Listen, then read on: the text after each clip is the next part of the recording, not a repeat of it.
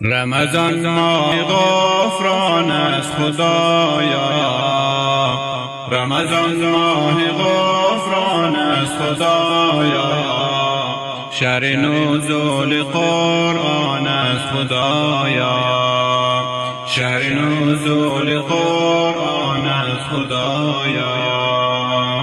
سرازیر می شود فیض خداوند، سرازیر می شود فیض خداوند، برای هر مسلمان از خدایا، برای هر مسلمان از خدایا.